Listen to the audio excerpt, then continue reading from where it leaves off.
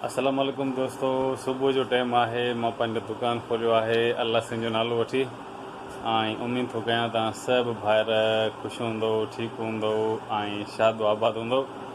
हिनमहिल ख़ैर सां मां पंहिंजी रोज़ी जी स्टार्टिंग में आहियां।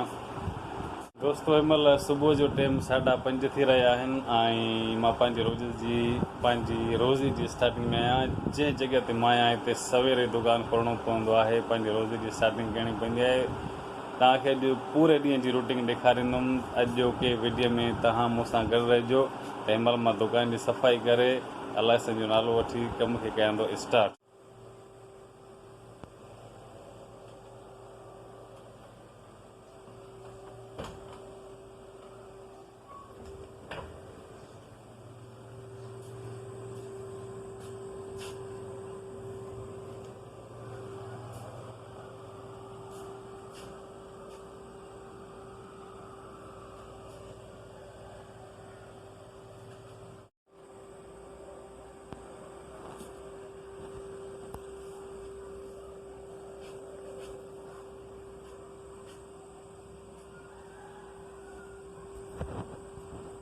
सुबुह जा 6:30 थी रहिया आहिनि ऐं मूंखे सवेर दुकानु खोलण जो मेन मक़सदु इहो हूंदो आहे।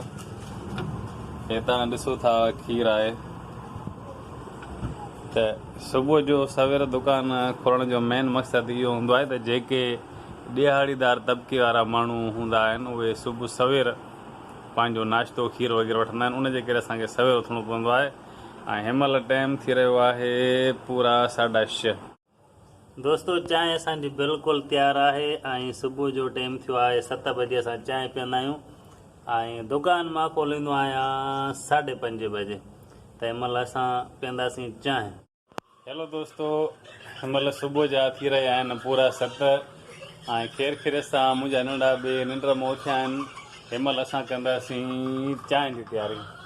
अॼु मुंहिंजे वॾे पुट जा आहिनि एग्ज़ाम। उमेदु आहे त तयारी त लाज़मी कई अथई ऐं उमेद बि आहे त पास त लाज़मी थी वेंदो। ऐं हीअ आहे मुंहिंजो नंढो पुटु जेको उथण सां खणंदो आहे मोबाइल। ऐं असांखे चवां ॿियो आहे मुंहिंजो पुटु जेको चए थो मां वीडियो न भराईंदुमि, मां अञा मुंहुं न आयो थो। त दोस्तो हिनमहिल कंदासीं चांहि जी तयारी। त तव्हांखे अॼु सॼे ॾींहं जी रूटीन मां ॿुधाईंदुमि त मां कयां छा थो। त वीडियो एंड ताईं लाज़मी ॾिसंदा। अॼु पूरे ॾींहं जो तव्हांखे इंट्रस्टिंग वीडियो ॾेखारींदुमि। त असां कयूं था चांहि जी तयारी। हेलो दोस्तो, हिनमहिल टाइम थी रहियो आहे सुबुह जा 8 ऐं हे माशाल्लाह मुंहिंजो पुटु स्कूल वञी रहियो आहे। दोस्तो अॼु मुंहिंजे पुट जा आहिनि एग्ज़ाम ऐं उमेदु आहे त मुंहिंजो पुटु सुठे तरीक़े सां पास थींदो। ऐं तव्हां सभिनी दोस्तनि खे गुज़ारिश आहे तव्हां बि दुआ कजो त मुंहिंजो पुटु ख़ैर सां पास थी वञे। ऐं हर माण्हू जूं इहे ख़्वाहिशूं हूंदियूं आहिनि त पंहिंजे औलाद लाइ कुझु न कुझु करे। पर मुंहिंजे पुट जो अॼु एग्ज़ाम आहे। उमेदु आहे त जेतिरी महिनत कई आहे ओतिरा नंबर लाज़मी खणंदो। त दोस्तो हे मुंहिंजो पुटु आहे, ख़ैर सां स्कूल वञे। त बाक़ाया तव्हांखे बग़ैर रूटीन बाद में ॿुधाईंदुमि। अॼु पूरे ॾींहं जो वीडियो आहे ऐं तव्हां एंड ताईं लाज़मी ॾिसिजो। त दोस्तो मिलूं था थोरी देरि में। हेलो दोस्तो, हीअ आहे मुंहिंजो पुटु जेको बिल्कुलु मोबाइल में बिज़ी लॻो पियो आहे। हा बाबा, छा थो ॾिसें? कार्टून। बहरहाल ऐं हीअ आहे मुंहिंजे दुकान जो मेन काउंटर। ऐं हीअ सुबुह वारे टाइम ते केक, बिस्किट ऐं कुझु ॿारनि जूं शयूं आहिनि।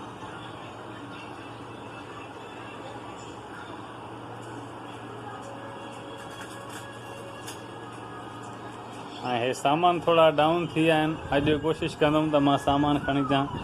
बाक़ी हे कुल आइटम तव्हां ॾिसी सघो था जेके बि आहिनि। बाक़ी मेन वॾा आइटम थोरा शार्ट आहिनि जेके अॼु पूरे करण जी कोशिशि कंदासीं। ऐं दोस्तो अॼु ख़ैर सां तव्हां ॾिठो त सुबुह खां वठी मां तव्हांखे जेको कुझु बि ॾेखारियो। दोस्तो हिनमहिल मंझंदि जा तक़रीबन 11:30 थी रहिया आहिनि। हिनमहिल मां पंहिंजो दुकानु कंदुमि बंदि। उन खां बाद में थोरो शहर में मूंखे कमु आहे, उहो बि करिणो आहे। प्लस में मूंखे नादर ऑफिस बि कमु आहे, प्लस में मोटीअ जी मूंखे मानी खाई मंझंदि जी दुबारा पंहिंजो दुकान बि खोलणो आहे। राति जो 9 खां 9:30 जे दरमियान दुकान मां पंहिंजो बंदि कंदो आहियां। सुबुह 5:30 बजे खां वठी राति जो 10-11 वरी निणनि खे बि टाइम ॾियणो हूंदो आहे। इहो पूरे ॾींहं जा कम हुया, पर हिनमहिल मां वेंदुमि, मूंखे ज़रूरी कमु आहे दोस्तो। हिन खां जेको नेक्स्ट वीडियो मां वरी दुबारा ठाहींदुमि उहो इंशाअल्लाह ताला तव्हांखे वणंदो, इंट्रस्टिंग में हूंदो। जे अगरि तव्हां मुंहिंजे चैनल ते नवां आहियो त सब्सक्राइब लाज़मी कजो, त असांखे तमामु घणी ख़ुशी थींदी आहे। अगरि जे वीडियो पसंदि अचे त लाइक लाज़मी कजो दोस्तो। इहो हुयो अॼु जो व्लॉग जेको तव्हां सां गॾु मां 11:30 बजे ताईं शेयर कयो।